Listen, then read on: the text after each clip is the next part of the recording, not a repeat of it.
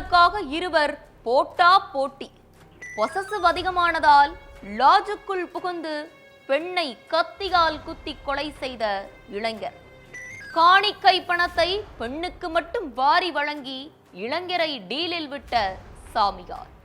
தைப்பூச தினத்தில் பழனியில் அரங்கேறிய பயங்கரம். கொலையாளியை போலீசார் கைது செய்தது எப்படி?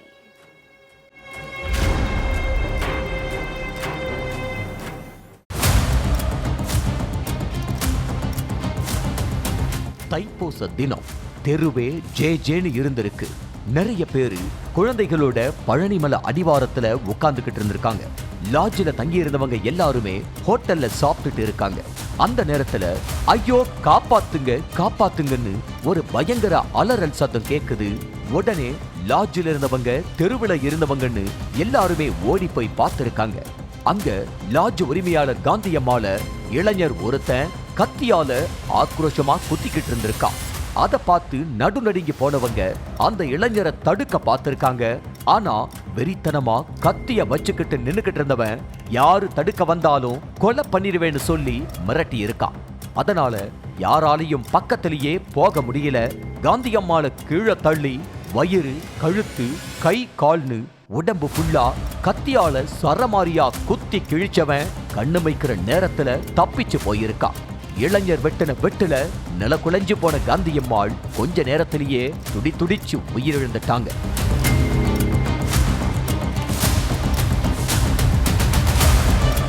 தகவல் கிடைச்சி அங்க வந்த போலீஸ் லாட்ஜ் வாசல்ல கிடந்த சடலத்தை மீட்டு போஸ்ட்மார்ட்டத்துக்காக அனுப்பி வச்சிருக்காங்க.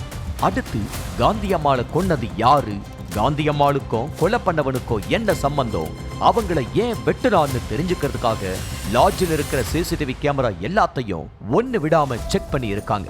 அதுல கொலையாளிய அடையாளம் கண்டு கைது செஞ்ச காவலர்கள் அவனை ஸ்டேஷனுக்கு அழைச்சிட்டு போய் விசாரணை பண்ணி இருக்காங்க. அப்பதான் காந்தியம்மாளை எதுக்காக கொலை பண்ணா அப்படிங்கிறதுக்கான எல்லா உண்மைகளும் வெளிச்சத்துக்கு வந்திருக்கு. செங்கல்பட்டு அனகாபுத்தூரை சேர்ந்த காந்தியம்மாள் ஜோசப் தம்பதிக்கு 3 பசங்க இருக்காங்க. வாட்டர் சப்ளை பண்ற ஜோசப்புக்கு ஏதாச்சும் பிசினஸ் பண்ணி பெரிய ஆள் ஆகணும் அப்படிங்கிற கனவு. அதனால கணவன் மனைவி 2 பேரும் சேர்ந்து பழனியில ஒரு லாட்ஜை விலைக்கு வாங்கி நடத்திட்டு இருந்திருக்காங்க. எப்படியாச்சும் லாட்ஜை டெவலப் பண்ணி பணக்காரனா ஆயிடணும்னு காந்தியம்மாளும் ஜோசப்பும் நேரங்காலம் பார்க்காம வேலை பண்ணி இருக்காங்க. ஆனா கணவன் மனைவி ஆசைப்பட்ட மாதிரி எதுவுமே நடக்கல. லாட்ஜ் வாங்கினதுல இருந்து அடி மேல அடியா விழுந்திருக்கு. அந்த நேரத்துல நாகம்மாங்கிற லேடி லாட்ஜுக்கு வந்திருக்காங்க.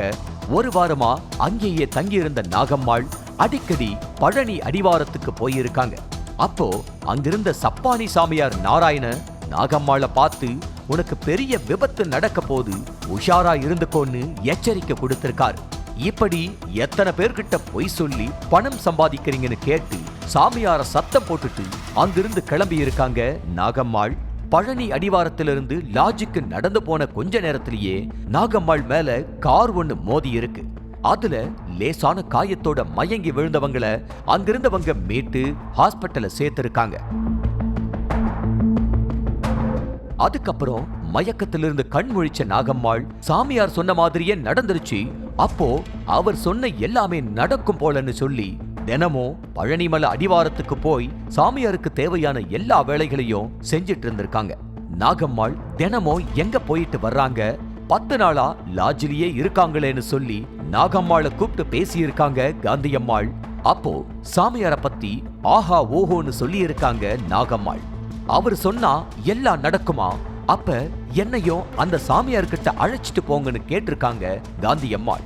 அடுத்து 2 பேரும் ஒரு நாள் கூட தவறாம சாமியார் தங்குற குடிசைக்கு போய் அவருக்கு தேவையான எல்லாத்தையும் செஞ்சு கொடுத்திருக்காங்க.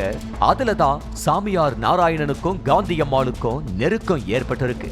சாமியார பார்க்க வர்றவங்க கொடுக்கிற காணிக்க காசு எல்லாத்தையும் காந்தியம்மாள் கிட்ட கொடுத்திருக்காரு நாராயணன்.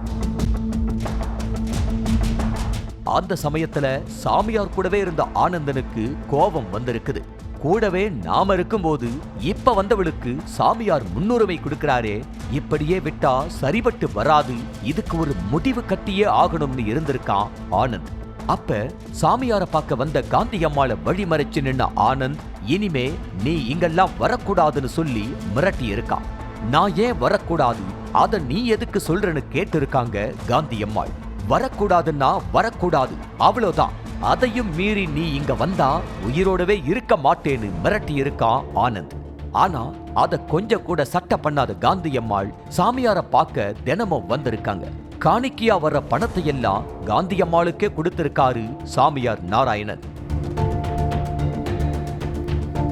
அத பார்த்து ஆத்திரத்தோட உச்சிக்கே போன ஆனந்த் காந்தி அம்மாளை கொலை பண்ண திட்டம் போட்டிருக்கான். காந்தி அம்மாளோட லாட்ஜுக்கு போனவன் அவங்கள கத்தியால குத்தி கொலை பண்ணி இருக்கான். இனிமே நீ சாமியார பார்க்க வரவே கூடாதுன்னு சொல்லிக்கிட்டே காந்தி அம்மாள கண்மூடித்தனமா கத்தியால குத்தி கொலை செஞ்சிருக்கான். எல்லா உண்மைகளும் போலீஸ் விசாரணையில தெரிய வந்திருக்குது. அதுக்கப்புறம் ஆனந்த கைது செஞ்ச போலீஸ் சிறையில அடைச்சிட்டாங்க. சாமியார் நாராயணனோட சிஷ்யருக்கு பொங்கி எழுந்த பொசசிவோட விளைவு கடைசியில அவனே கம்பு எண்ணுற நிலைமைக்கு போயிருக்கான்.